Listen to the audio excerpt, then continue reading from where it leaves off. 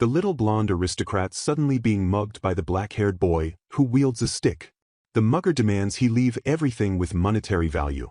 The little boy, standing outside a large building, notes his own amazing unluckiness but then gets distracted, observing that the mugger's stick looks like a tasty sweet called fukashi, which he remembers enjoying last week. A flashback reveals the boy remembers his previous life. Before this, he was a terror, seen yelling at a maid over apples, threatening to turn her into a silkworm, and demanding a perfect apple, which made the maid apologize profusely. He was shown running off laughing. Now 3 years old and the third son of an aristocrat, he recalls his past life as a 17-year-old high school student in Japan. After realizing he's been a naughty brat, he spent 3 days blushing in bed, ashamed of his past behavior. He identifies himself as Fran Dux Triena, living in the Ascalon Empire. He realizes this world is from an RPG called Ascalon Senki, where the Triena family are rivals to the hero. Fran is the youngest, weakest, and so-called villain, who, along with his brothers, is fated to be defeated. This terrible realization fills him with gloom. Fran decides he must stop being a villain, leave the house, and find a peaceful country. He remembers from the game that there's a hidden passage, which he doubts his brothers know about. He finds and opens the passage but is startled by the darkness. The passage is dark and scary, making him gulp nervously, though he knows it might lead to town. Inside, he's confronted by the mugger again, who yells at him. Fran apologizes, thinking internally that the passage was scarier. He recalls his old school was full of delinquents, so he isn't that scared of the mugger. When the mugger again demands valuables, Fran says he only has his clothes and asks if the boy can sell them. The mugger is confused, so Fran just offers his clothes. When the mugger asks what he's doing, Fran explains he can't undress himself, as he's never done it before and it's not like a simple t-shirt. The mugger takes only a single button, asking if it's enough, and says it's for medicine. Fran reflects on the sad reality of poor people not affording medicine. The mugger, thinking nobles are idiots, tells Fran to go home. Fran briefly wonders if his athletic father could help the boy, but doubts it. As Fran leaves, the mugger tells him to be careful and says, "See you later." Fran asks if the boy is always there, and the boy replies, "Sometimes." Fran runs back through the scary, dark passage, crying. He bursts out and is hugged by a maid, who was looking for him. A man named Sir Severin is also present. Fran cries, relieved to be home, thinking his house is the best. Sir Severin, who is Fran's older brother and 7 years his senior, confronts him. He asks where Fran was and what happened to his clothes. Fran just apologizes. When pressed for an explanation, Fran invents a lie, claiming he gave his button to a pigeon because it looked like a bean. He thinks the lie will work, but Severin just looks baffled. Severin patiently explains that pigeons don't eat buttons because they aren't beans. He decides Fran needs to study hard and says he will accompany him. Fran realizes his brother must think he's very stupid. Severin notices Fran is dirty and cleans him with purification magic. Fran thanks him but says he still wants to take a bath before studying, even though the magic already cleaned him. Fran then clarifies he wants to bathe together with Severin, explaining the big bathroom makes him feel lonely. Severin is surprised but agrees, and Fran is excited. In the bathroom, Severin is in the large tub while Fran is in a small wooden one. Severin explains their father, who is at work, said Fran is too small for the big bath and might drown, telling Severin to call him if Fran wanted to enter. Severin then asks Fran if he wants to get in the big tub. Fran excitedly yells, "Eek!" and "I want to go in."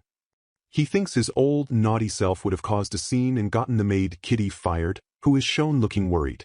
In the next panel, Severin is cramped in the small tub while Fran happily splashes in the big one. Fran tells his brother, "You can do this," and mentions his shoulders are a bit cold. Severin smiles, finding it fun, and asks how the water is. Fran offers to pour hot water on him. Fran splashes water on Severin, who thanks him. Severin then pours water on Fran. They both laugh, agreeing that bathing together is fun. Severin promises to do something about the bath situation, so Fran only has to wait a little longer. Another flashback shows Fran's past bad behavior at the dinner table. He's seen complaining about a pie, saying it doesn't taste like apples and yelling about not liking the purple stuff, berry pie. Back in the present, Fran is in bed, blushing. He realizes this is the past life effect. He's already learned villainous deeds and says selfish things naturally. Later, Fran is lying on the floor when his eldest brother, Stefan, arrives. Fran is surprised as Stefan is usually busy with the knights. Stefan jokes, asking if Fran is done playing mermaid washed up on the beach. Fran is mortified, wondering if he really did that. Fran explains he was pondering his existence and his bad luck at being reborn as the weakest. Stefan misunderstands, praising him for studying philosophy. He then mentions he already ate 2 apple pies and Fran's portion will be smaller. As Stefan reaches for the pie, asking if he should have a bite, Fran shouts, "Wait!" He internally admits the pie is delicious and he can't help but eat it, even after being selfish. Just then, a chef dashes in with a new pie, greeting Sir Stefan. The chef confirms this apple pie has no cinnamon, the brown stuff. Fran gets very excited, urging the chef to cut it and declaring this apple pie the most delicious and the best, while Stefan watches calmly. As Fran is about to eat, he stops. He looks at the remaining pie and the hopeful staff, wondering if this moment is the dividing line between being a villain or not. Fran then announces that everyone else can eat the leftovers. The staff are overjoyed and thank him. Stefan pats Fran's head, calling him a good boy who has learned kindness. Fran resolves to become a good child.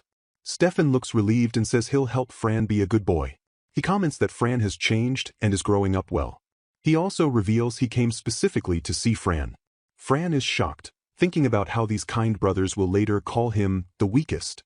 Ignoring the serious moment, Fran suddenly runs off, yelling for Brother Severin to take a bath with him. Stefan watches him go, musing that they haven't interacted like this since their mother passed away. With that, Fran's story of escaping his villainous fate begins, and the chapter ends. Fran reflects on his fated role as the first boss in the game Ascalon Senki, who is known as a troublesome foe that combines swordsmanship with abnormal magic.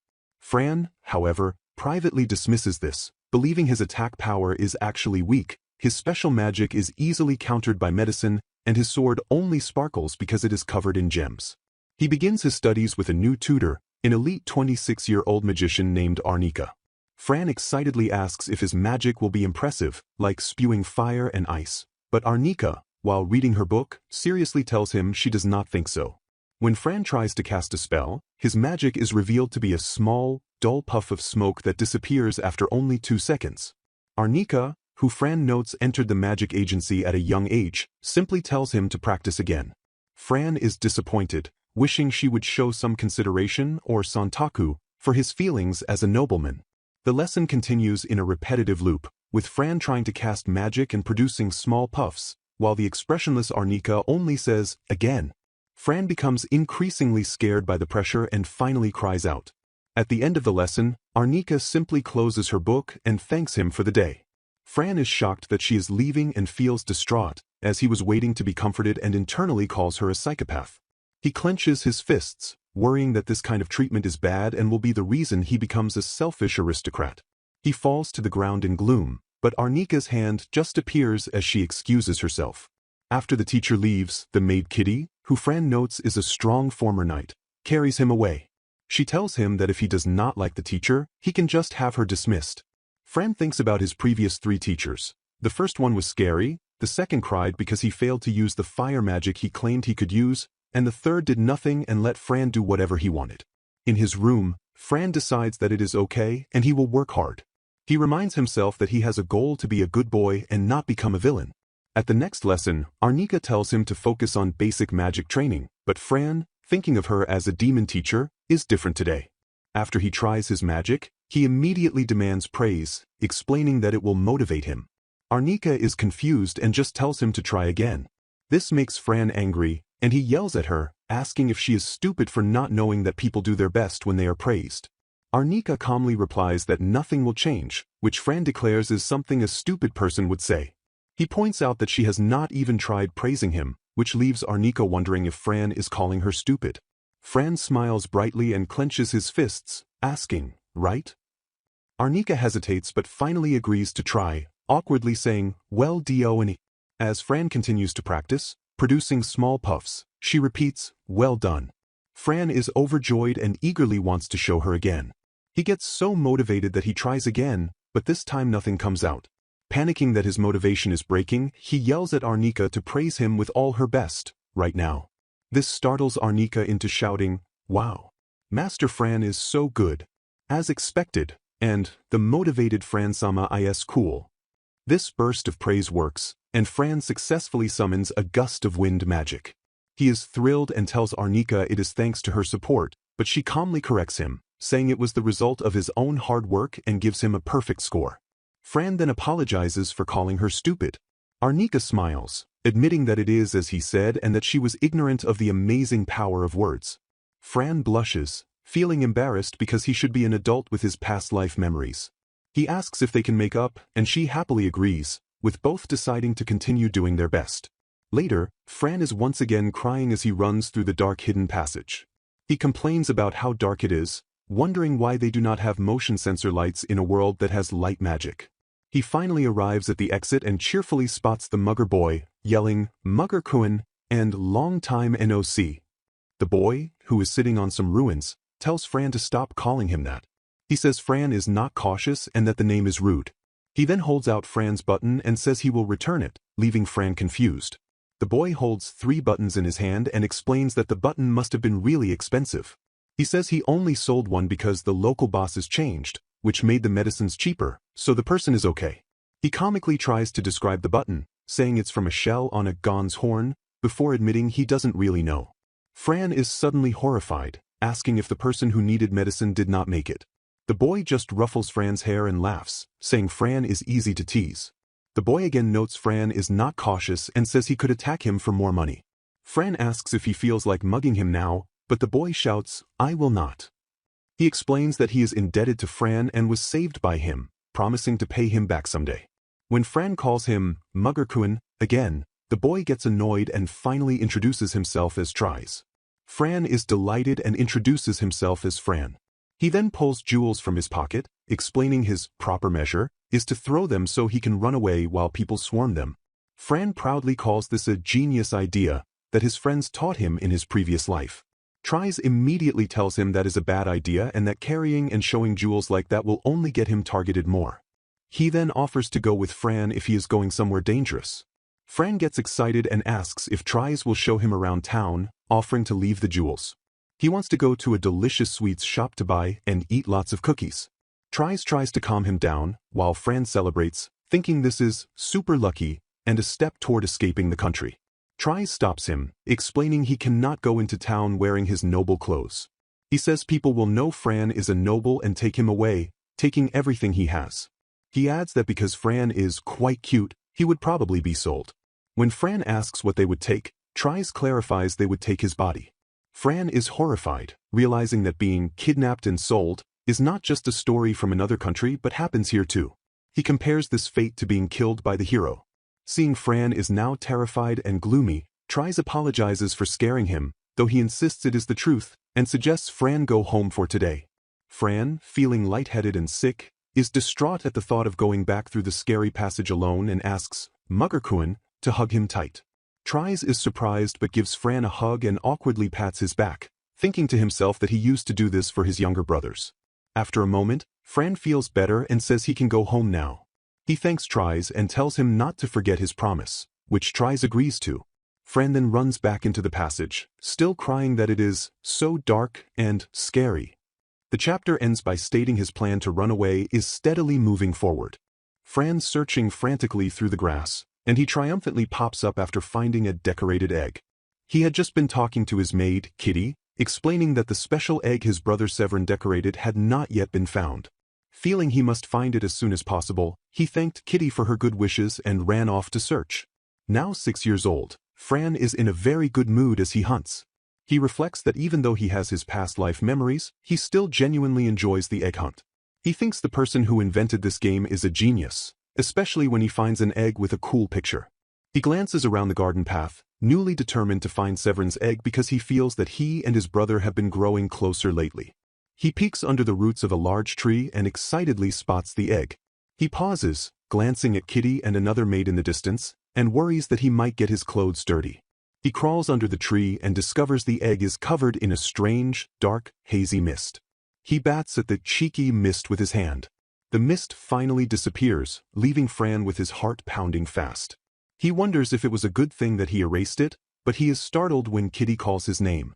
Kitty approaches, explaining she saw him and thought he might need help. Fran, holding the egg, tries to dismiss her concern but gets stuck while trying to crawl out backwards. He panics, yelling that it is scary and begs Kitty to pull him out, as his hands are full holding the egg. While stuck, he admires the egg, feeling he can sense his brother's style in it and confirming it must be Severin's. Kitty pulls Fran free and he cries out about how scary that was. She tells him it's almost time for lunch and that they should go change his clothes. Fran holds up the blue egg and asks for her opinion. Kitty agrees it is a very classy work of art, which makes Fran cheer. He exclaims that his brother Severin is cool, kind, handsome, and smart. They run into Severin on their way to the dining room. Fran, excited, asks if Severin is also going to lunch and if they can walk together. He proudly shows Severin the egg, explaining he knew it was his brother's the moment he found it and that he plans to have it dried and displayed in his room. Severin smiles and congratulates him. Severin then smiles warmly at Fran and says that for the next egg hunt, he would like to find an egg that Fran has drawn on. Fran is overjoyed by this request and eagerly shouts, yes, deciding he will draw on the eggs tomorrow. This happy thought continues as he sits down for a meal, but his mood is interrupted. Prince Raphael, who is a year older than Fran, has come for a visit. Fran is not happy about this because he remembers from the game that Raphael will one day join the hero, fight the Empire, and beat Fran up. He thinks about how the prince will grow up to be a bulky warrior with a big shield that will block all of Fran's attacks. Prince Raphael looks sad and asks Fran to tell him a happy story. Fran is annoyed by the strange request but knows he cannot refuse a prince. Thinking of happy things, Fran decides to tell him about the bubble bath he recently took with Severin. He describes how fun it was with so many bubbles and how it made his skin smooth and soft. He even mentions he told Severin he was cute. The prince, showing no reaction, simply asks if Fran enjoyed it. Fran, baffled, confirms it was super fun and made him very happy. He then suggests that Raphael should try it too, saying it would be fun to take a bath with his own older brother, Crown Prince Lionelus. Fran knows that Prince Lionelus, the future emperor, is good friends with his own brother, Stefan. This suggestion makes the situation very awkward. Prince Raphael asks how one even invites their brother to a bath. Fran, confused, asks if he cannot just ask him normally. The prince sadly says no, admitting that he has not spoken to his brother in over a year and that his brother will not speak to him. When Fran asks why, the prince reveals that his mother told him his big brother hates him. Fran is shocked, recognizing this as the kind of political drama he used to see in historical shows in his past life. He tells the prince that his mother must be wrong and that a big brother would never do that, so he should just try talking to him. The prince is inspired by this and resolves to talk to his brother, even if he gets hated, because he loves him. Fran enthusiastically agrees, saying he loves his brothers too and that it makes him happy when Severin pats his head.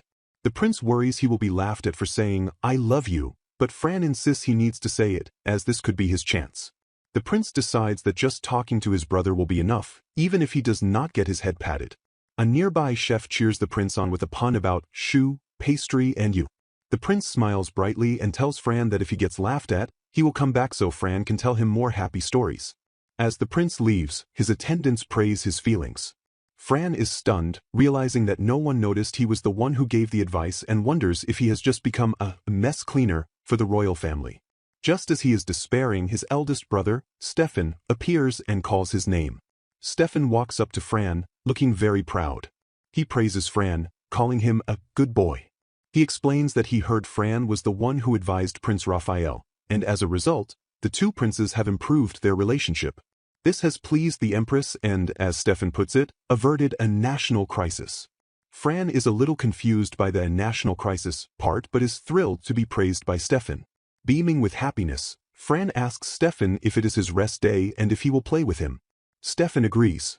But before they can, Fran, remembering his own advice to the prince, stops and shouts, I love you, brother. Stefan is startled for a moment but then breaks into a laugh, commenting on Fran's great facial expression. He playfully chases Fran and catches him in his arms. Stefan then holds Fran and tells him that he loves him too. Overcome with emotion, Fran bursts into happy tears and immediately asks his brother to say it again. Fran happily playing in his family's large garden, which has a hill he loves sliding down. He shouts, Hi Ia, as he slides, telling his maid Kitty that he loves it and wants to go again. He is excitedly waiting for his brother Severin, who Kitty assures him is on his way. Fran is all set and ready because he is going on a picnic with Severin today. Severin soon arrives, apologizing for the wait and bringing a basket. He has also brought a special tea that he personally likes and wants Fran to try. At the picnic, Fran is delighted to see the food is full of his favorite things, noting it looks even prettier than usual. Severin explains the chef worked very hard. Fran excitedly tells Kitty that Severin gave him tea and then beams as he declares he loves apple pie and he loves brother Severin, to which Severin replies that he loves Fran too. When Fran sips the tea, he is amazed by its mysterious and delicious chocolate-like flavor and aftertaste. He exclaims that chocolate is very precious, so he rarely gets to eat it. Fran declares that his brother is amazing and knows everything, but Severin modestly replies that he found the tea at the place where he is studying as a knight's apprentice. This reminds Fran that both Severin and Stefan have been going out to study knighthood this year. He feels sad they won't be home as often but clenches his fists, deciding he must support them. He asks Severin to please tell him when he stays out overnight so he can mentally prepare himself, which he explains means he will try to get tired so he can fall asleep right away. Touched, Severin pats Fran's head and promises to tell him. Severin then gives Fran a ribbon, explaining he has cast a spell on it to give Fran good dreams. He suggests tying it to a stuffed animal, noting the spell will last about 2 weeks. Fran is amazed, exclaiming, "Wow," and thanking his cool brother. That night, Fran ties the ribbon, which he thinks is cool, to the tail of his large stuffed wolf. He snuggles in bed with it, telling the wolf to show him a nice dream. He notes that he wants to try the ribbon even though everyone is home. He dreams that he has suddenly grown very tall. In this dream, Severin and Stefan are there, with Severin noting his height and Stefan exclaiming that Fran is even taller than him. Dream Fran proudly declares he will protect his brothers. Just then, a hero appears, calling Fran an evil aristocrat, and vowing to restore peace to the world. But Fran's family and friends appear to defend him. Severin shouts, Fran says he hates it, and Stefan yells, "Don't bully my brother." Even Mangarecap shows up, shouting that he's amazing. His father encourages him not to cry, and his teacher Arnika identifies his new form as self-boosting magic. The whole group cheers for him to do his best. Fran wakes up with a start, clenching his fists in excitement. He cheers, "That was a great dream," feeling motivated and deciding he must thank Severin. He goes outside, carrying his wolf, and finds Stefan and Severin sparring with swords. He watches, thinking it's like a drama, but also realizing he would die if he got hit with such force. He runs up, greeting them both, and immediately thanks Severin, exclaiming, "I had a nice dream." He excitedly recounts the dream where he became Don, and his brothers protected him from the EY hero. Severin is pleased, and Stefan asks if Severin gave Fran a present. Severin confirms he gave Fran the ribbon for sweet dreams while they are away. Stefan then tells Fran that his own magic is rarely seen and that he has cast a great spell for his cute little brother. He gives Fran a button, calling it a talisman that will protect him from bad things. Fran is ecstatic as the button's color changes, shouting, "Rare button." So happy. Stefan then turns to Severin and hands him a matching talisman, saying, "You are also my cute little brother." This causes Severin to blush and stammer, while Fran excitedly points out that they now match. Later, Fran is playing in the garden with Kitty, happy that he doesn't have to study because his brothers aren't home. He's learned that Kitty made his button into a brooch, while Severin made his into a ring. He runs over to the gardener, an old man he calls Grandpa, who laughs and lifts Fran onto his shoulders. Fran asks what Grandpa was doing and the gardener explains he was caring for a tree that wasn't doing well, pointing it out. As Fran looks, he sees the same mysterious dark mist that was on the egg. He approaches the tree and places his hands on it. The gardener and Kitty watch from a distance, commenting on how kind the young master is. The mist vanishes, and the gardener, noting it's almost noon, carries Fran back to the mansion on his shoulders. Fran feels tall, like a giant robot, and thinks about how he wants to grow up big. The chapter ends with a shot of the mysterious mist, now inside the castle. Fran, who is pouting with very puffed-up cheeks. His teacher, Hartman-sensei, leans in with a friendly smile and asks why his cute student has such a face today. The sensei, a 28-year-old who teaches many languages, then bursts into laughter, asking if Fran is really that upset about the ban. Hartman-sensei soon understands that Fran is just very sad, as Fran sits holding his face dejectedly while thinking about how cool his brother Severin is when he dances. Fran remembers how his brother had asked if he wanted to peek inside, and Fran got excited, but Severin then had to explain that even though he let him in, the area was forbidden today. The reason is that Brother Severin is hosting a tea party in the salon and garden for his friends, and the children were asked to be considerate and stay away. Fran is heartbroken because he couldn't even say good morning to his brother. The sensei reflects on how Fran had waited so patiently through the lesson, not moving or making a sound so as not to be a disturbance. To cheer him up, Hartman-sensei smiles brightly, noting the sad atmosphere is all gone, and transitions to a language question, asking Fran how to say lonely in the kingdom language. Fran guesses, Datsa, Zaminji, but the sensei cheerfully shouts, no, and provides the correct answer, einsam, which sounds like a German word.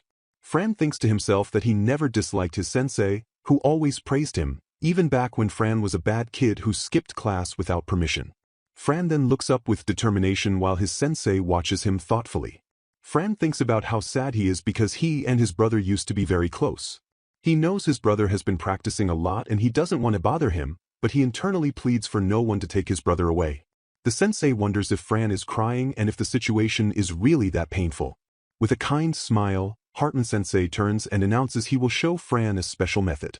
He explains that when you are separated from someone you love, thinking about them a lot will help you feel less lonely. Fran looks down, saying that when he thinks about his brother, he just feels even sadder.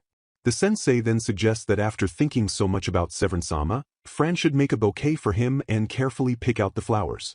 Fran's spirits lift immediately at the idea of picking flowers, and he excitedly agrees. In the garden, the sensei asks Fran to think about his image of Severin-sama, focusing on his scent and color. Fran thinks hard and decides his brother's color is green. He then spots some white, bell-shaped flowers and picks them, followed by some large white carnations. The sensei praises his good choices, and Fran holds the finished bouquet, beaming with pride and exclaiming that he did it. Fran then holds up a small bouquet and presents it to his sensei, thanking him for the day. He explains that this bouquet is based on his image of the sensei. Hartman is surprised but calls it a nice idea. Fran smiles, saying today's lesson was about love and that he completely forgot about being lonely. He now wants to make bouquets for his other brother, Stefan, and his father too. Looking up at his teacher, Fran apologizes for skipping classes without permission in the past and promises to attend properly from now on, admitting that he likes his sensei. Hartman-sensei is completely overcome with emotion and bursts into tears, crying out, grazie, which means, thank you.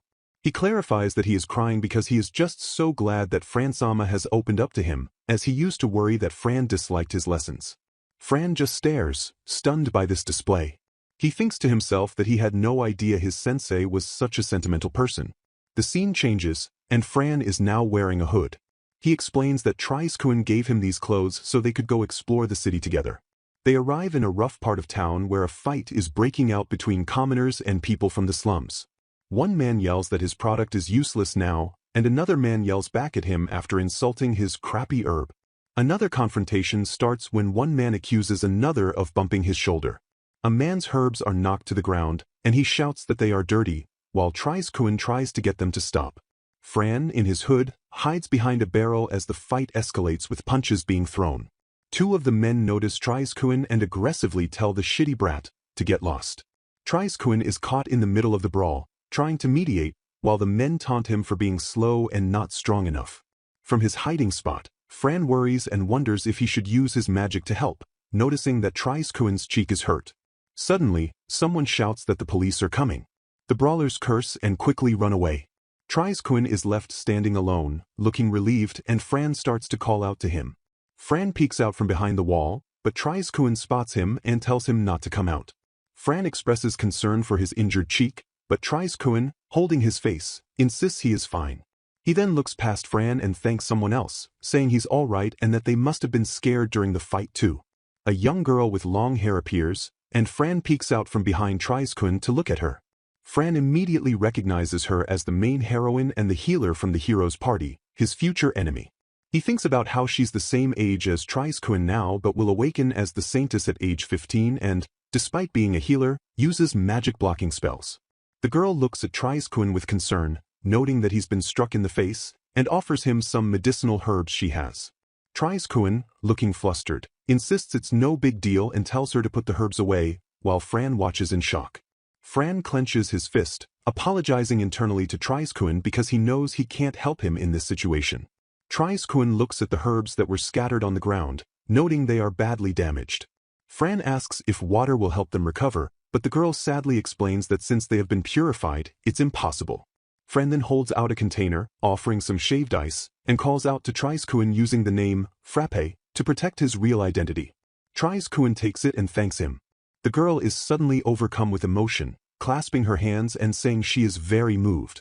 She praises Fran's kind heart for showing compassion even to plants, saying her own heart is filled with beautiful emotions.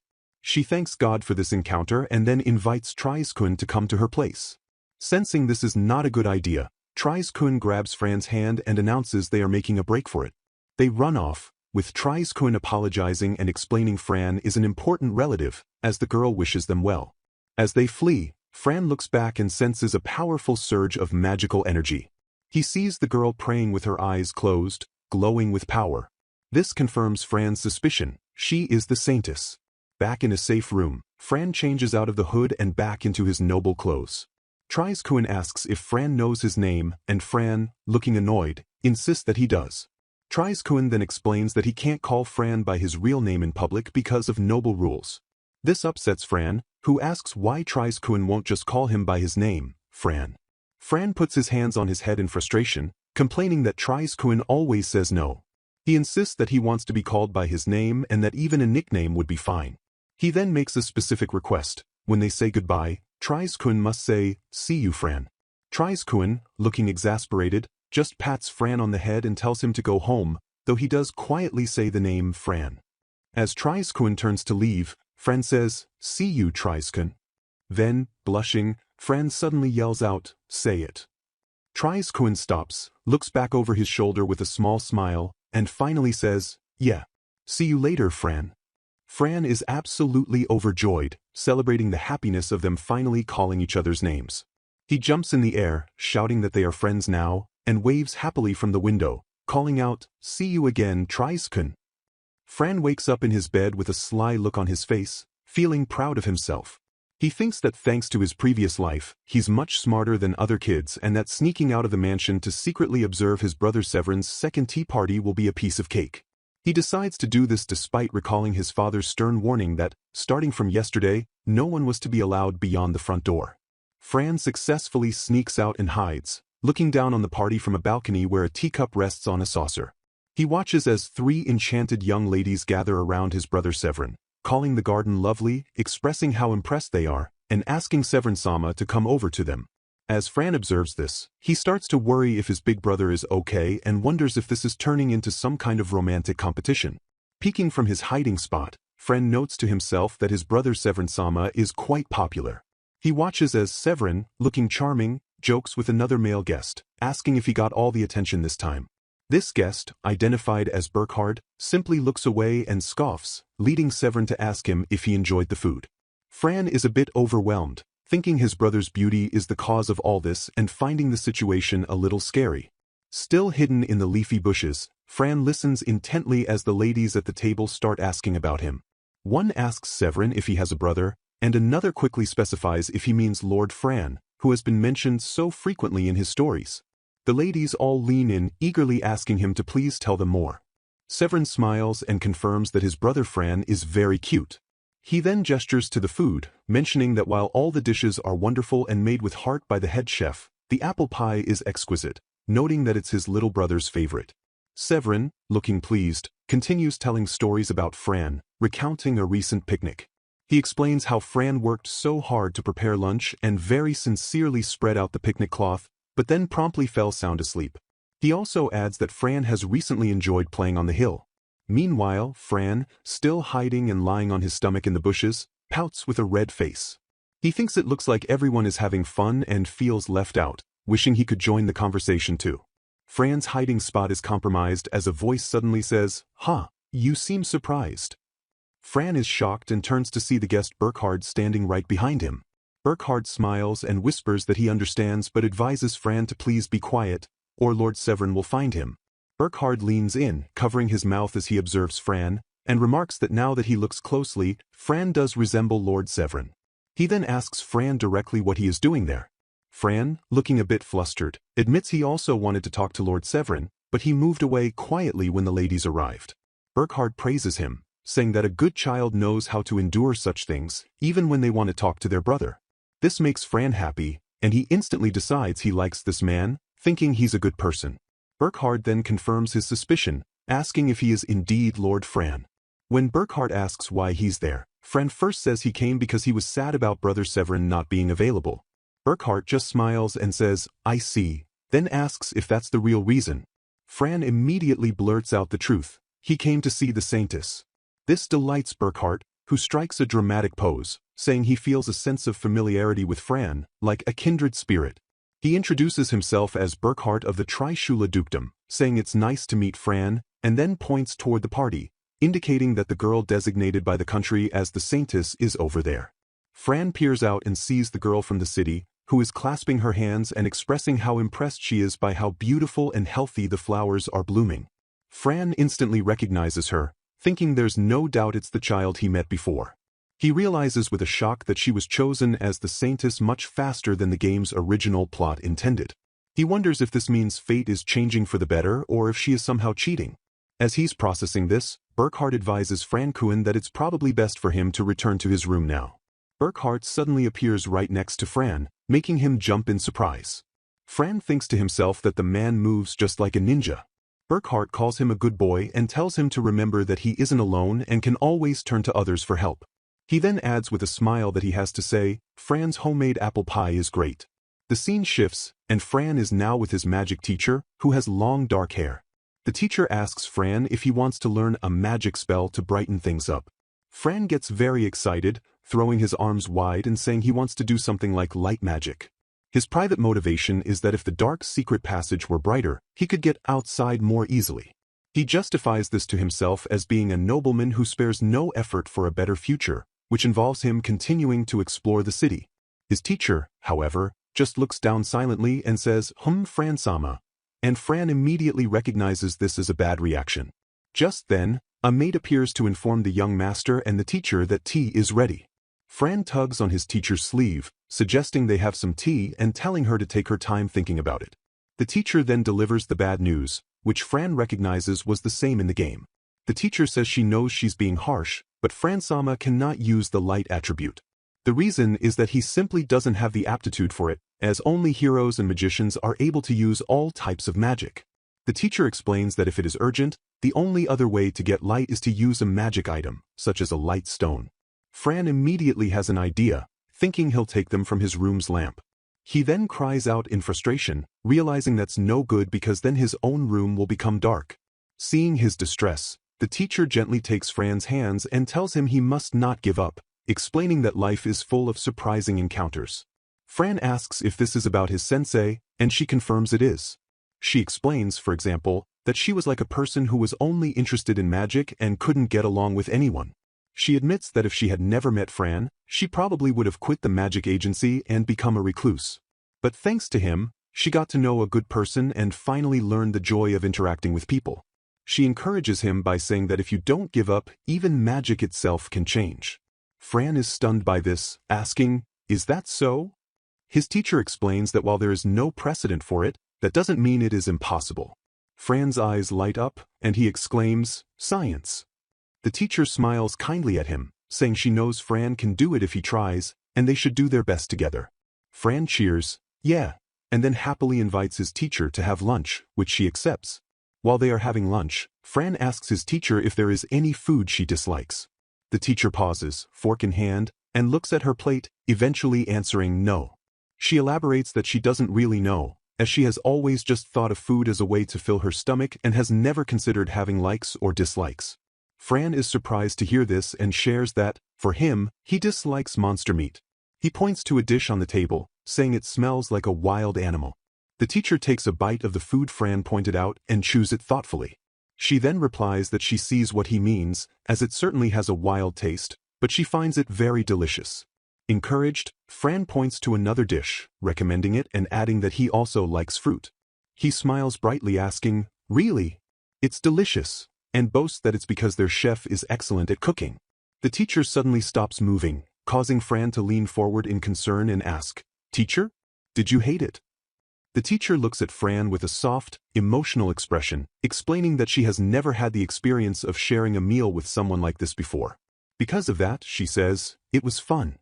Fran, who thinks about how he usually feels lonely when his teacher leaves after their studies, is overjoyed. He smiles and exclaims, "I'm having fun too," which makes him happy.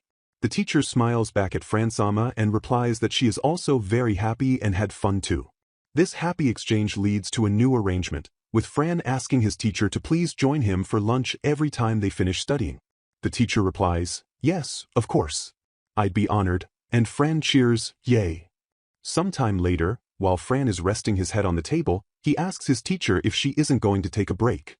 He explains that next week, he's going to the capital with Brother Severin and the others, and he thinks Brother Stefan might come along as well. The teacher, however, says no. When Fran asks why, she clarifies that she isn't planning to leave, so her schedule will be the usual. Peeking from behind his chair, Fran asks if it's because of work, and she confirms, yes.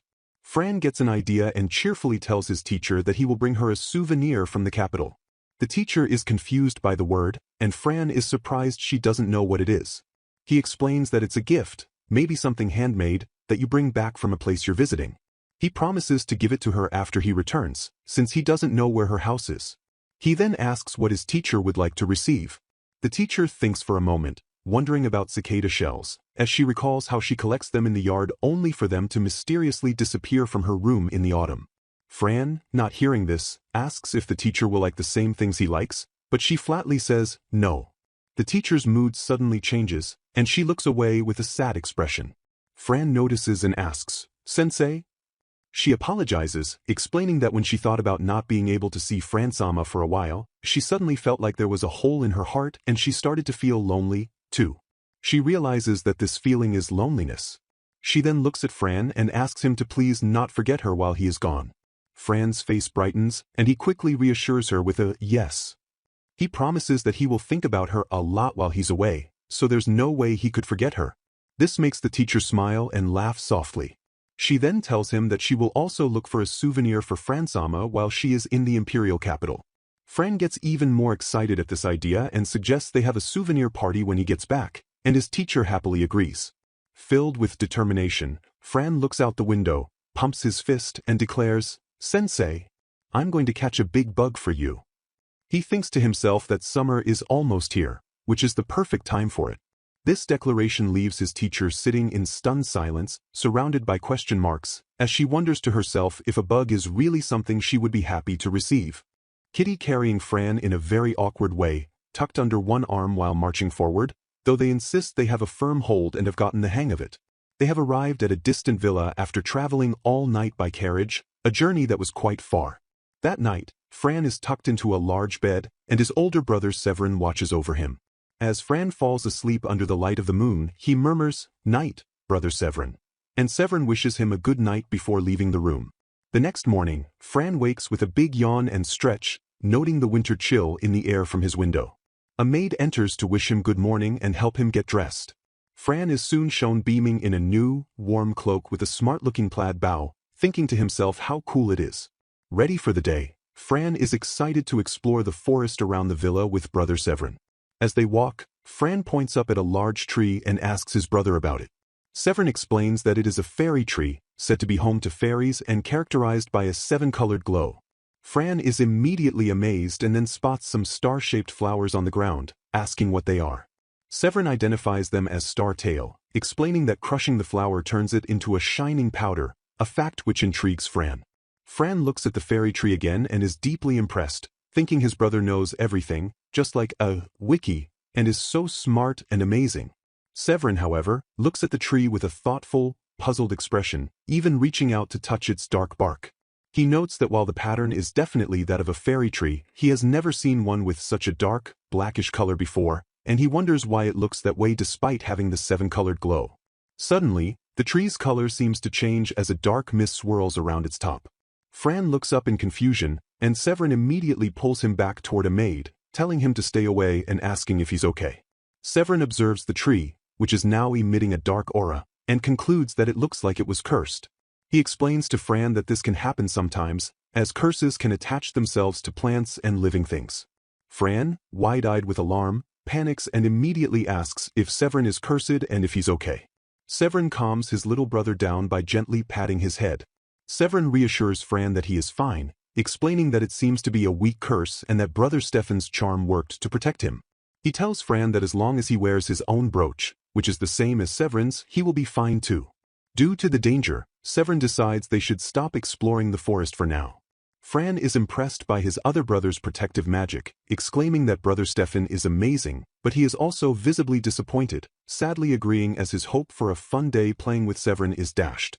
Later, Severin asks Fran what he's going to do in the afternoon, explaining that he needs to study and practice swordsmanship, so Fran will have to play alone. Fran, looking dejected at first, suddenly gets a bright idea and perks up. He exclaims that he knows he'll take a bath, thinking it will be cool and refreshing.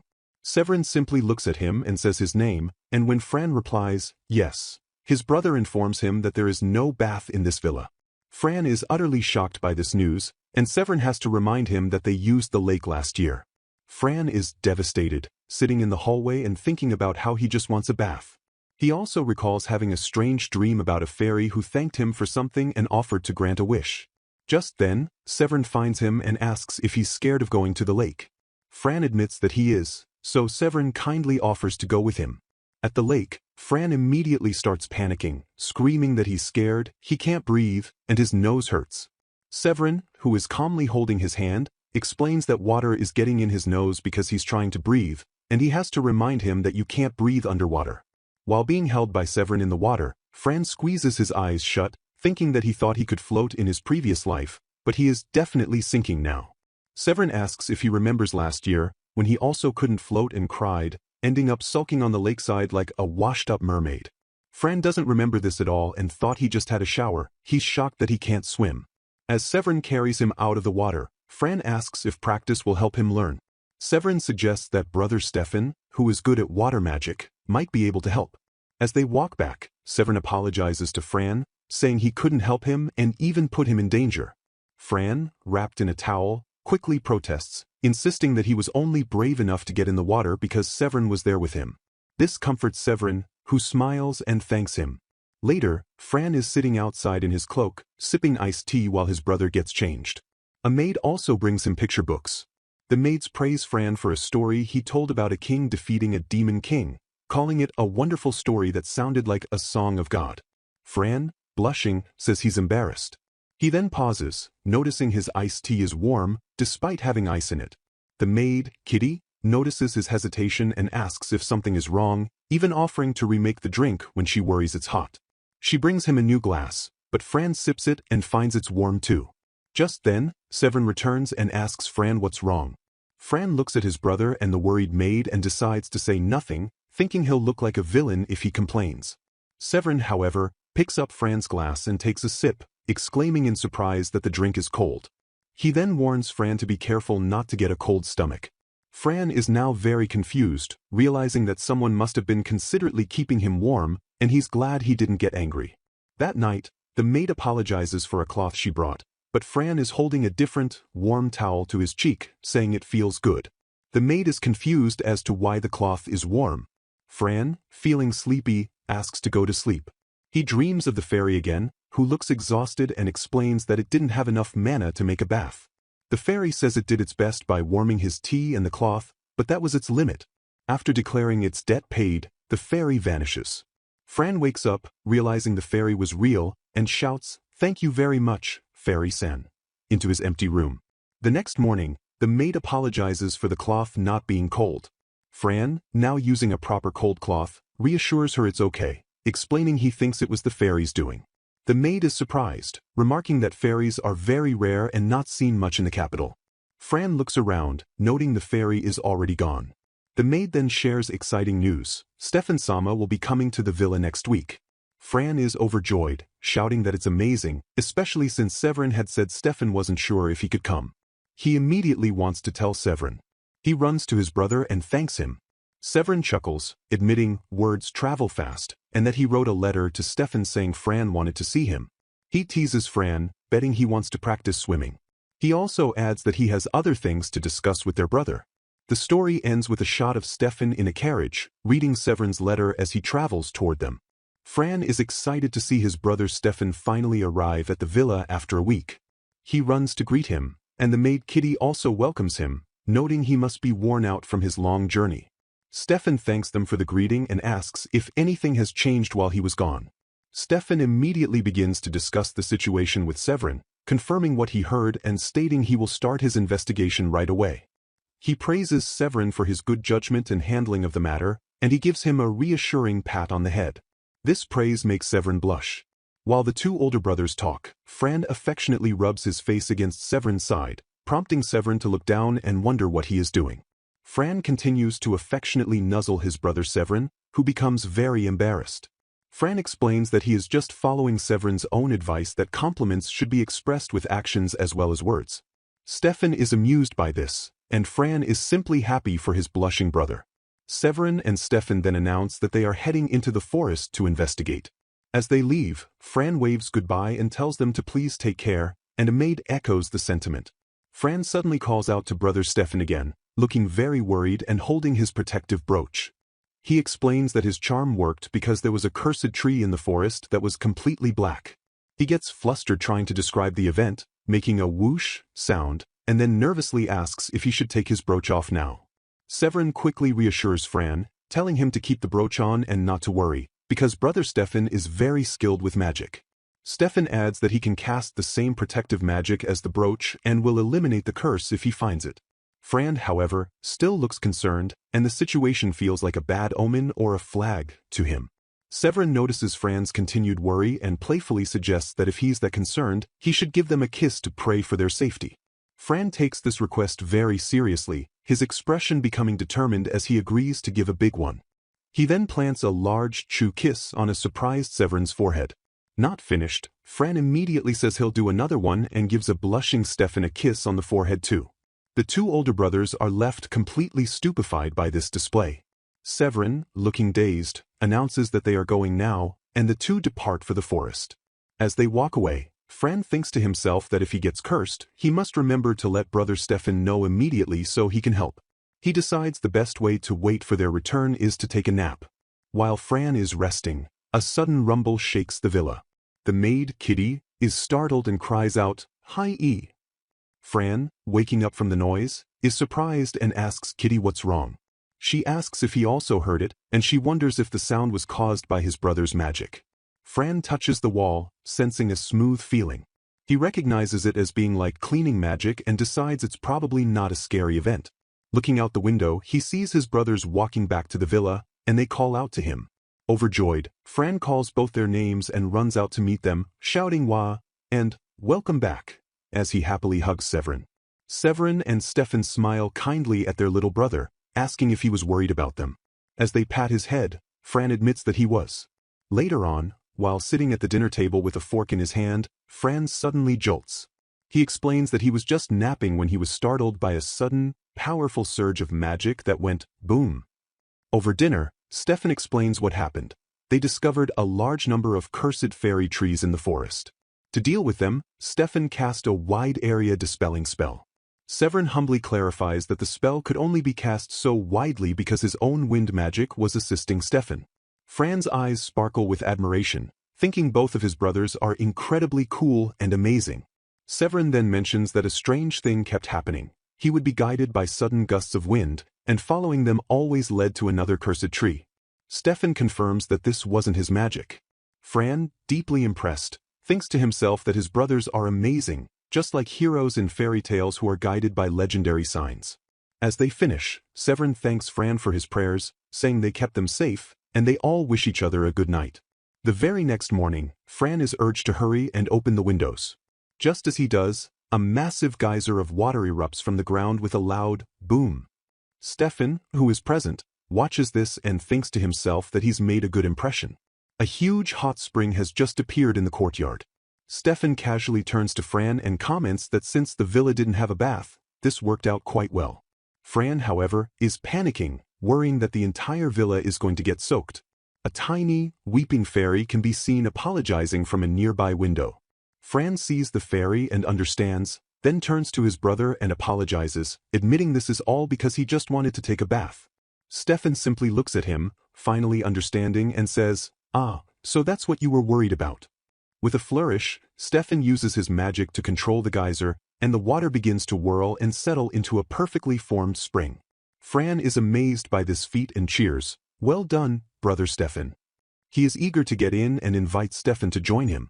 Severin then arrives and asks if they should all get in right away, though he muses that it might be a bit cramped for all three of them. But they can't jump in just yet. While the brothers were preparing, the maids have already been hard at work, amazingly setting up the new hot spring area for them. Soon, all three brothers are relaxing together in the warm water. Stefan comments on how a bath, even in summer, is a good thing, and Severin agrees, adding that he can feel his body loosening up. Fran, soaking happily, simply exclaims that this feels good and is the best. After they get out and dressed, Severin apologizes for the wait, and Stefan reminds Fran to stay warm as the nights get cold. Fran happily agrees.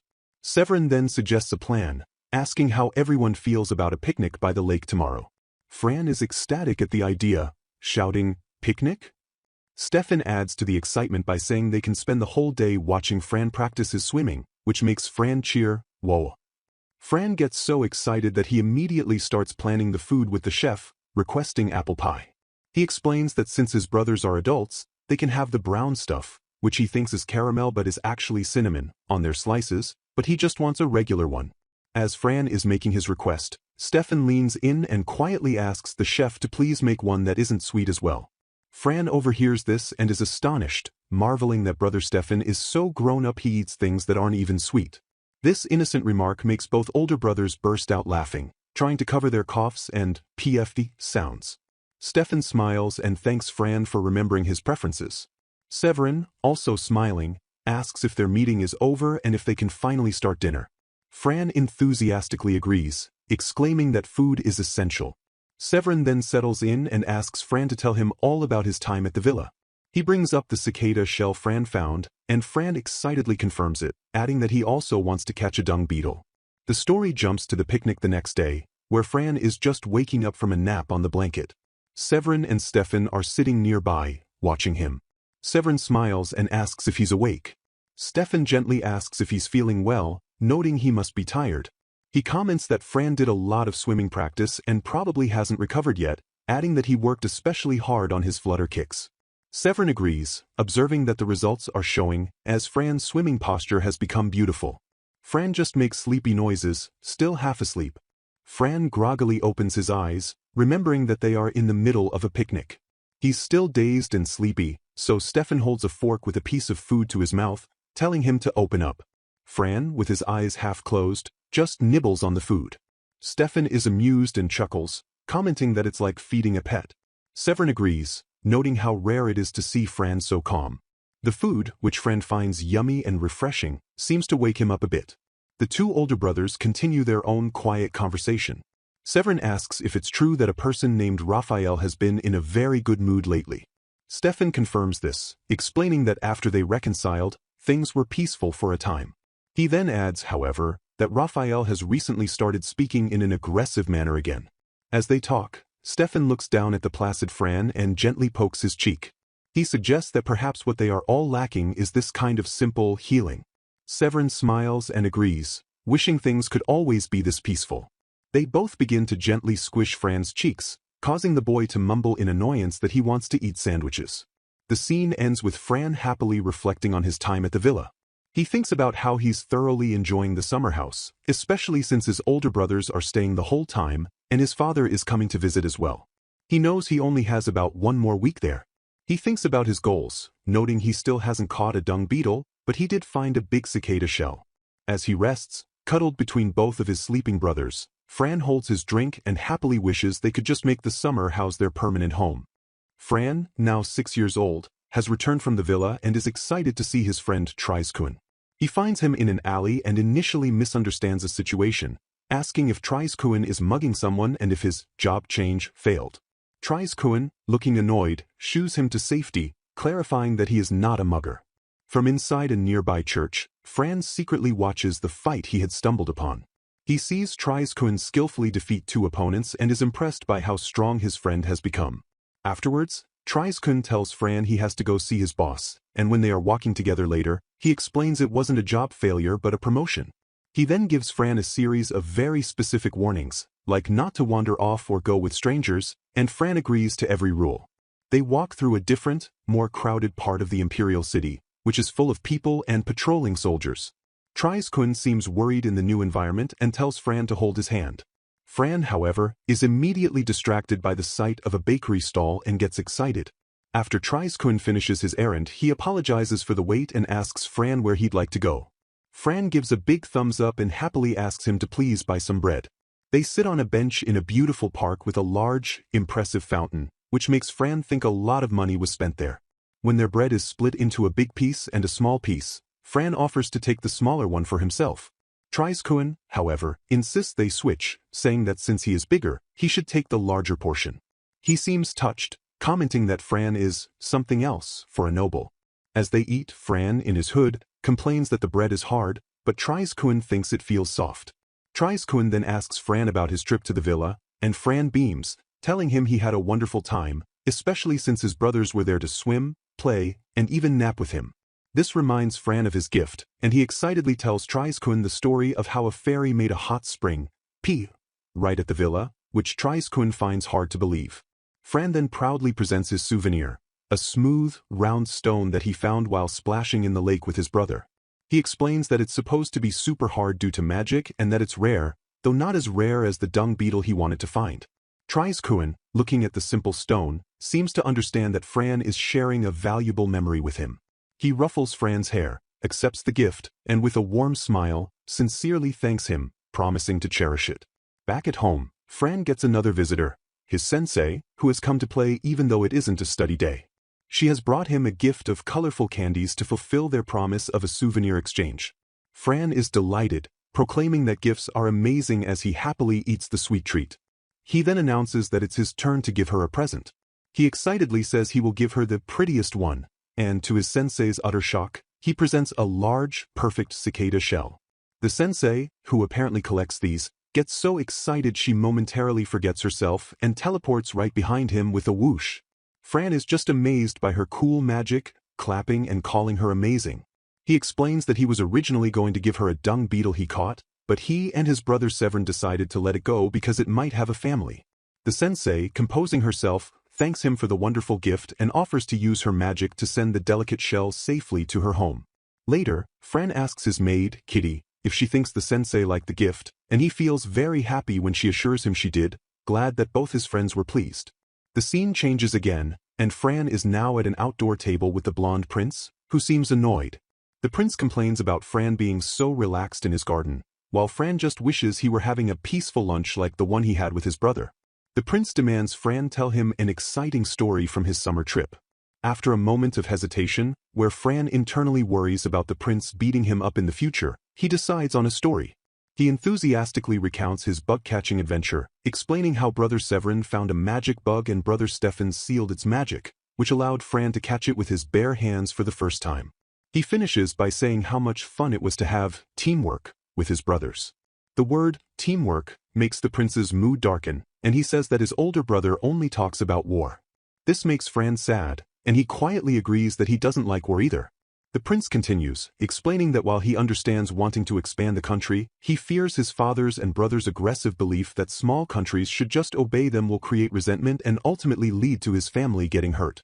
As the prince is lost in these dark thoughts, a gloomy mist appears to swirl around him. Fran, observing this, thinks it resembles the curse from the fairy tree. He also remembers a scene from the game where the prince, after defeating his possessed father, struck a cool pose with a shield. Determined to prevent a bleak future, Fran decides he must stop this mist. Worried that simply patting it won't work and that he might get in trouble with the prince's guards, Fran remembers his own protection. He takes off his own brooch and holds it out, offering it to the stunned prince.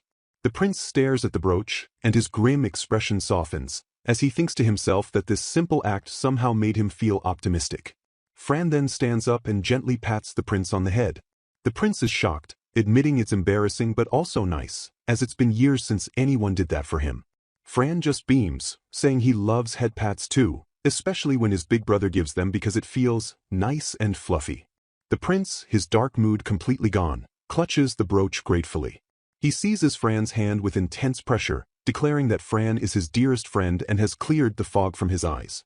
As Fran winces from the pressure, he simply thinks that maybe the prince's father and brother just need to take a break.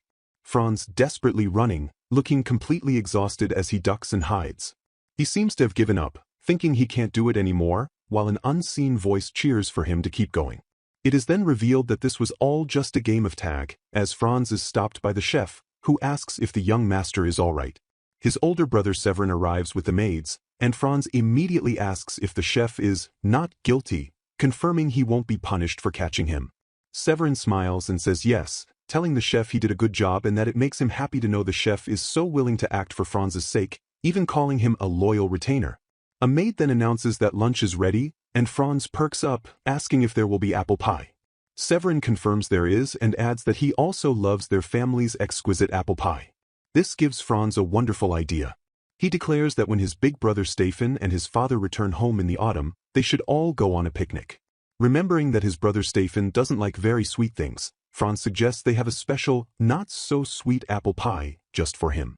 Sometime later, Franz looks gloomy while standing next to Severin, sadly thinking that he hasn't seen his brother Stefan at all since they returned from the villa. Severin confirms that both Stefan and their father are very busy. To cheer him up, Severin suggests that Franz should try writing a letter to his brother, an idea that surprises Franz.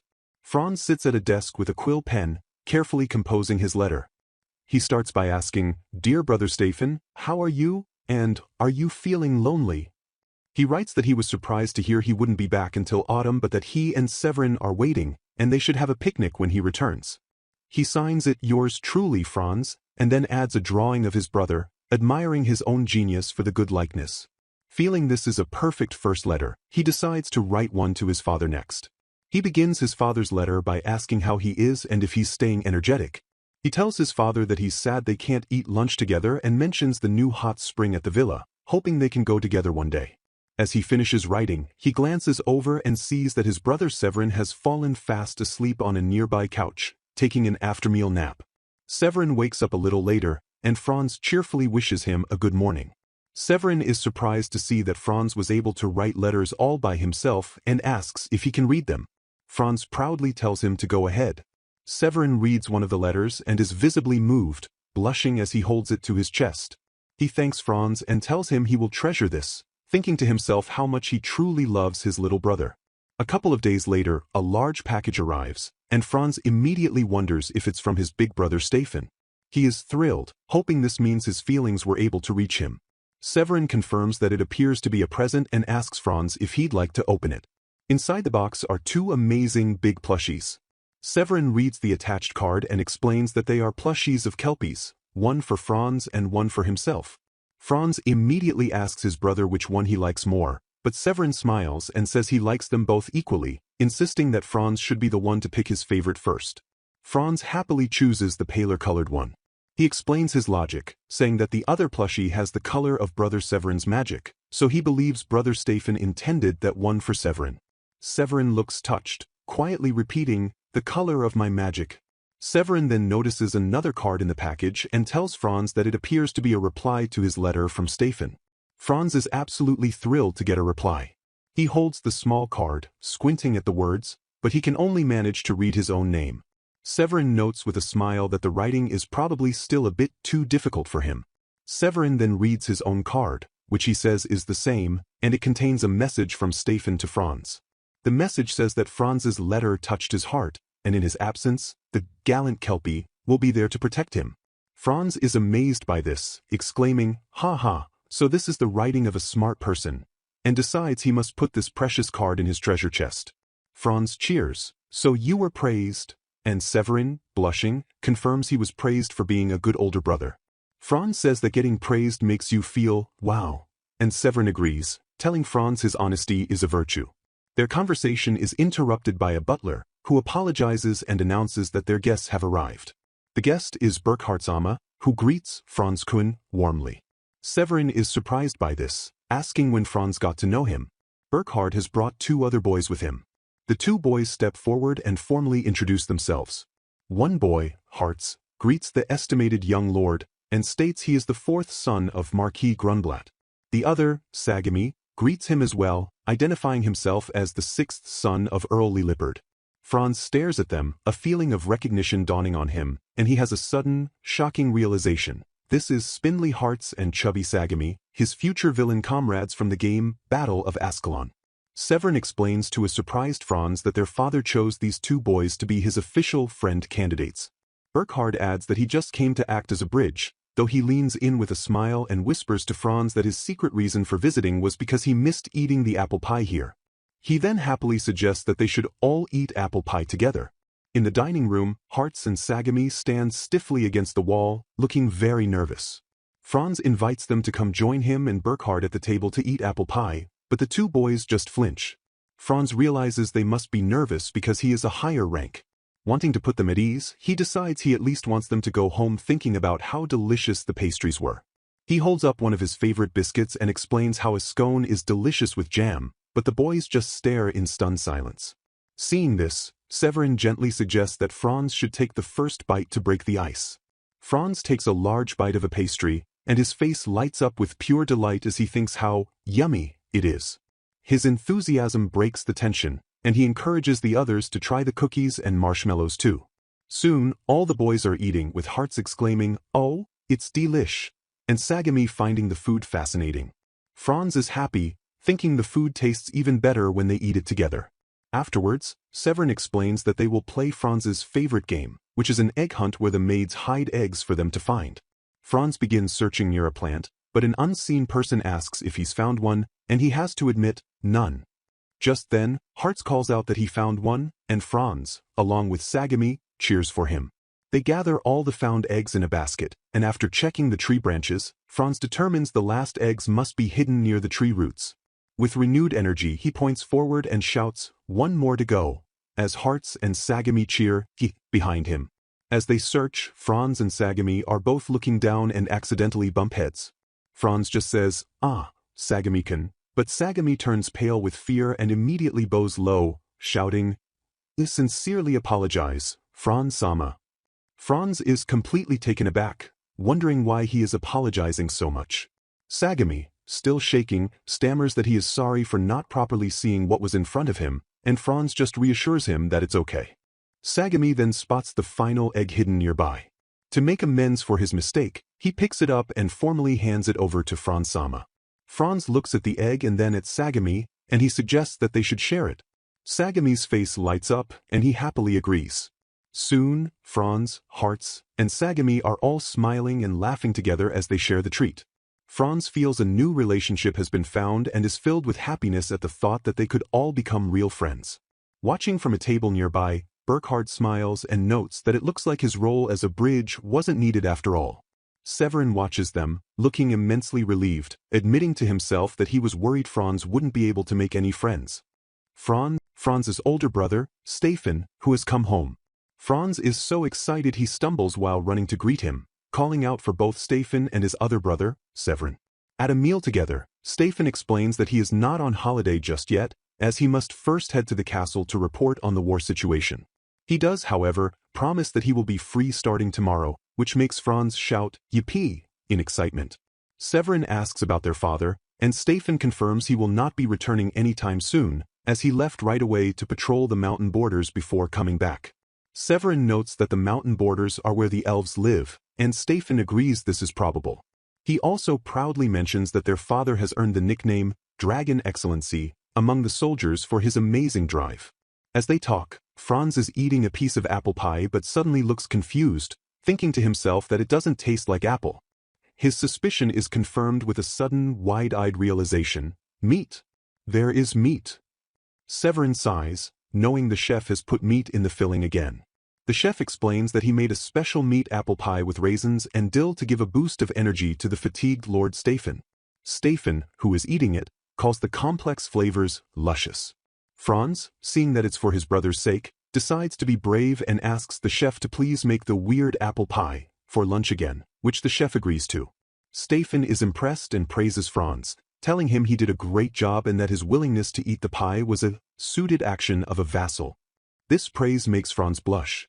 Stefan then mentions that he heard Franz recently consoled Prince Raphael, which is something no one else has been able to do, and he asks Franz how he did it. Franz explains that he was asked to tell a happy story, so he talked about the time he went bug catching with his brothers, and he also petted the prince's back. He then adds the most important detail, saying there was a hazy mist around the prince, so he went pat, pat. His brothers are confused by this, but Franz clarifies that when he squeezed the amulet Stefan had given him, the hazy mist immediately disappeared. Severin is instantly alarmed by this, wondering aloud if it could be a curse and exclaiming, "No way!" to the prince. Stefan immediately stands, stating he has an urgent matter to attend to. He tells Franz to wait for him and not to leave the mansion. Severin says he will go too, and they both leave swiftly, leaving a sad Franz behind. Later, Franz is in his room when the maid, Kitty, arrives to get him changed into very expensive-looking clothes, explaining he has an important guest. Franz is brought to a room where he meets Prince Raphael's older brother, a man whose emotions feel out of control. The man introduces himself as the Crown Prince, Lord Lionel, and asks Franz if he can see anything. Severin, who is also there, wisely tells Franz to whisper to him first. Franz leans in and whispers to his brother that there is a black haze coming out of his ears. Severin calmly asks if it's from both ears, and when Franz confirms it's probable, he instructs him to stay behind Kitty. Stefan then steps forward and touches Crown Prince Lionel's ears. The prince screams in agony as a dark mist bursts from him, terrifying Franz, who worries his brother will get in trouble. The mist vanishes, and Prince Lionel kneels on the floor, looking relieved. He thanks Stefan, explaining that his auditory and visual hallucinations have finally cleared. He then turns to Franz, Stefan's little brother, and asks for his name. After Franz introduces himself, Lionel formally bows and thanks him, saying that thanks to Franz's eyes, a horrible curse was warded off. As he prepares to leave, admitting he snuck out, Lionel asks Franz how someone his age would forgive their own brother.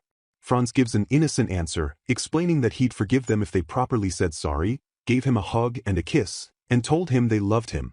After Lionel is gone, Severin confirms to Franz that the black haze was a curse. Franz, relieved, celebrates that Stefan's magic got rid of it. Severin then puts his hands on Franz's shoulders and explains that no one else, not even himself or Stefan, could see the curse. He clarifies that apparently only those who can see magic, which means only Franz, were able to see it. Because of this, he makes Franz promise to never approach a curse again and to immediately tell him or Stefan if he spots one. Franz agrees, though he can't help but feel this is a flag for a future event. His fear proves correct just a few days later when a knight arrives, announcing he is a messenger from their father, the Duke, who is calling for both Severin and Franz. Franz is struck with terror and shouts, "No way!" Alarmed, Severin asks if he sees something. Franz, panicking, tells him the night is super-duper black, and the curse is everywhere and all fuzzy. Severin reacts instantly, pulling Franz into a tight hug and covering his eyes, asking if it was too scary. As Franz holds onto his brother's arm, he feels the warmth from Severin's magic ring, and the black mist around them suddenly vanishes. He tells his brother he's okay and thanks him for the help. The knight, now free from the curse's influence, is initially suspicious but then bows deeply, apologizing profusely for his behavior. He vows to protect them with his life and safely escort them to their father. Franz, seeing the knight is now a good person, just asks to be taken to his father as they get into a carriage, wondering what this is all about. Franz and his older brother Severin travel in a carriage, having been called to the castle by their father. Severin, sensing the formal nature of the visit, advises his younger brother Franz not to make eye contact with anyone. When they arrive, Franz is filled with wonder, as it's his first time visiting the castle, and he finds it even more amazing than what he'd seen in the game. He sees his father and, forgetting all formality, excitedly runs to him shouting, "Daddy."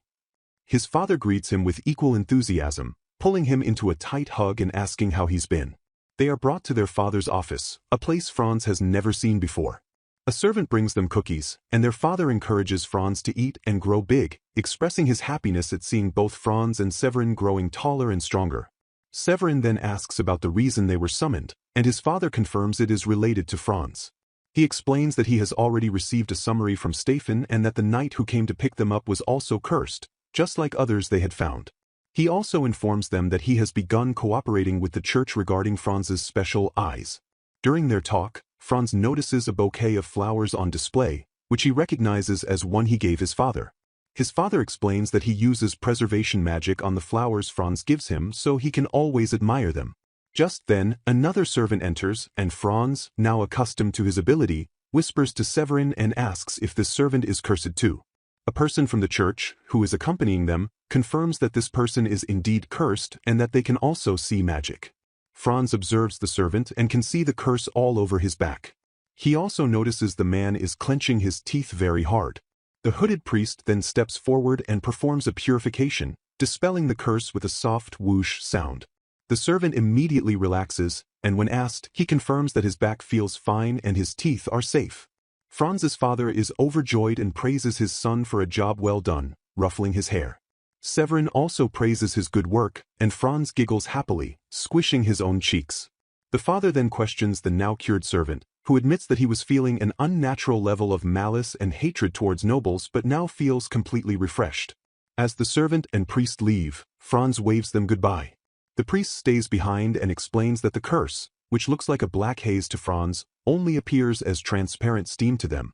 This makes it difficult to find the source, though they can identify the victims. Franz's father becomes very enthusiastic, asking the priest to bring all the victims together for purification. He notes that while the servants are easy to gather, the knights are scattered across different groups, which makes things harder. As they are leaving the office, Franz, feeling bad for the knight who first fetched them, offers him a treat from a box to make up. The knight, though currently working, is touched and gratefully accepts the snack, saying it is an honor. He reflects that he doesn't know why he felt such a strong desire for conflict, but he recalls other knights were similarly upset. Franz wishes they could just use his brother Stefan's magic to make the curse whoosh away, and the knight agrees, though he reminds him that using magic recklessly within the castle walls is forbidden. This makes Franz worry, and he asks if the priest will get in trouble for using magic earlier.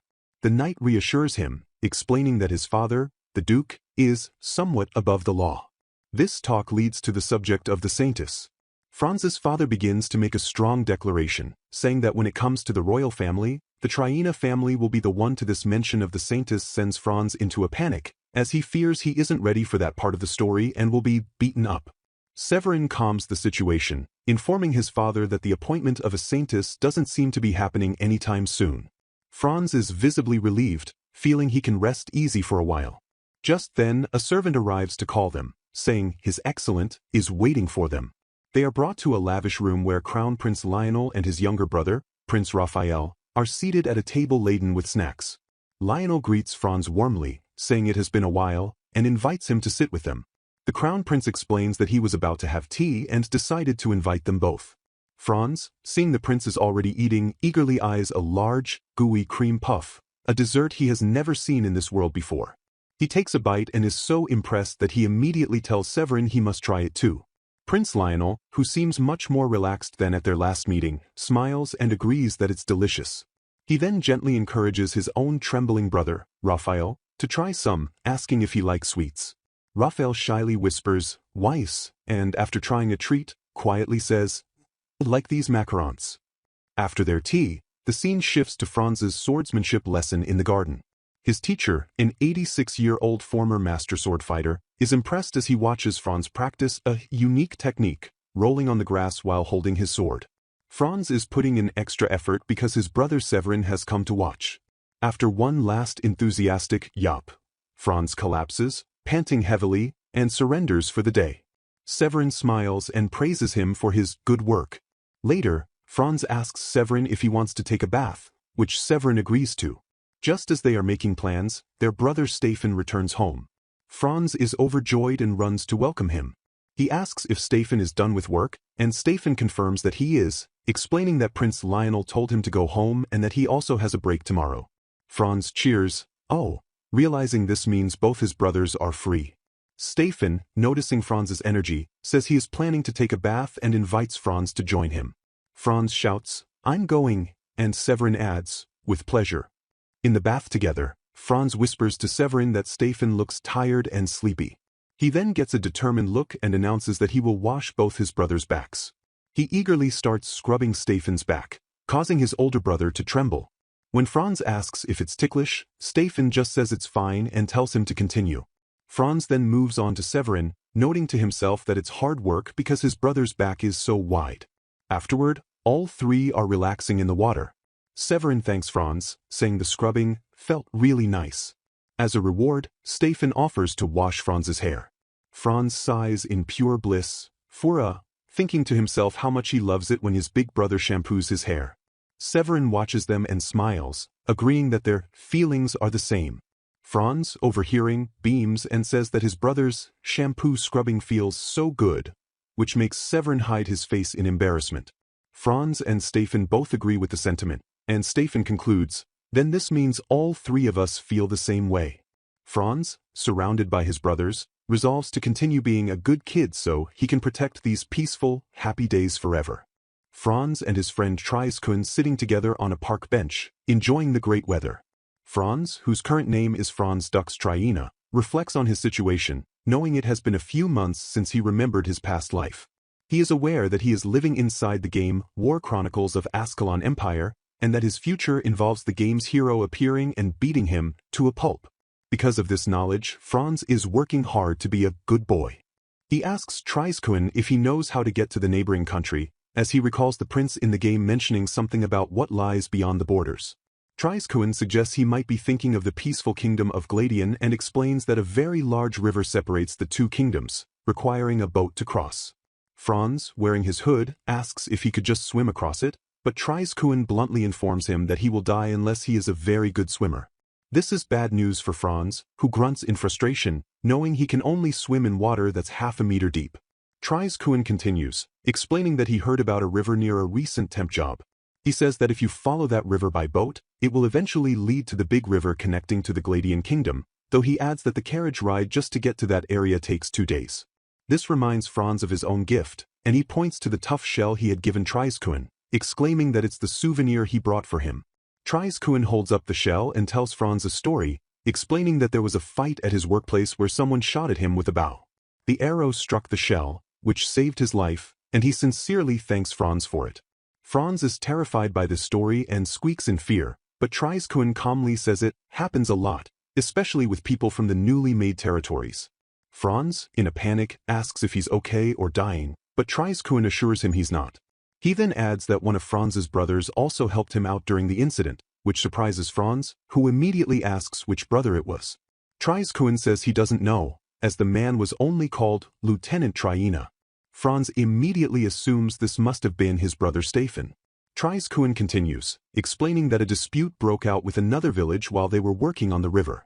The situation was tense, as the other side was armed with soldiers and demi-humans, and even their own side's knights were being weirdly aggressive, making it feel like a war was about to start. Then, for some reason, the villagers set their own village on fire, and it became a huge fire. Hearing the word fire, Franz becomes visibly distressed and asks what happened. Treiskun confirms he heard about it, which causes Franz to panic internally, as he realizes this event perfectly matches the opening sequence of his game. He knows this is the confirmed event where the hero's village is burned, causing the hero to swear revenge on the Empire. Franz collapses in a mental spotlight of despair, realizing the scenario is playing out exactly as he feared. He thinks the timing is perfect and that the hero is probably being raised by forest spirits right now. This means that in 10 years, that hero will come to beat him and his brothers to a pulp. He's terrified of the physical beating to come. Treiskun, seeing his friend shaking, asks if he's scared of fire.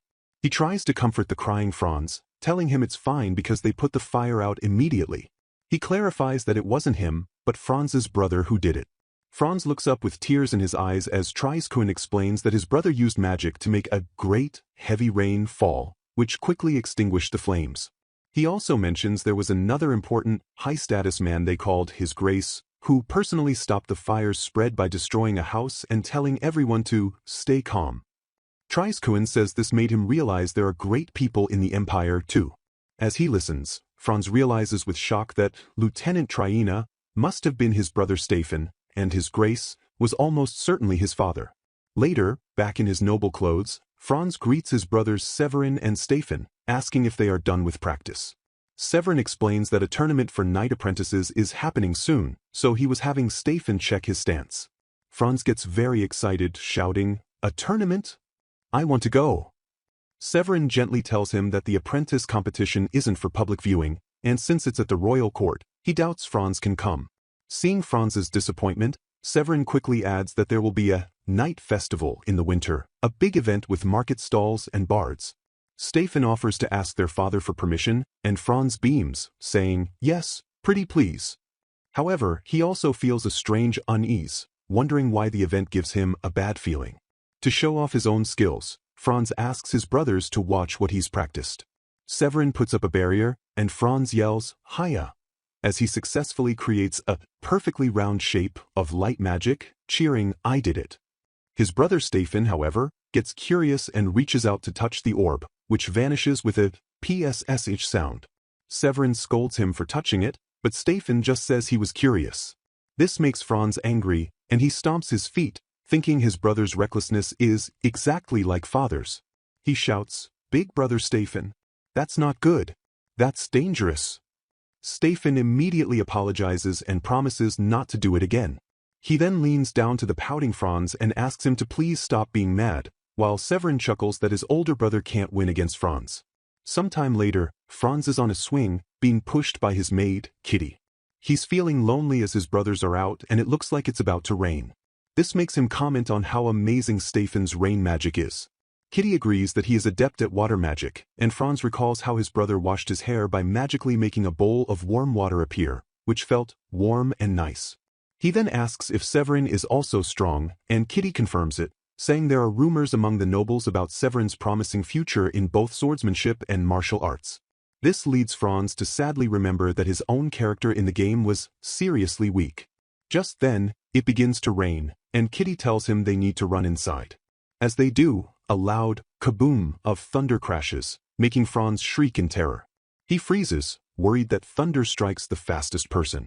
Kitty, seeing he's scared, offers to carry him inside instead, which he tearfully accepts.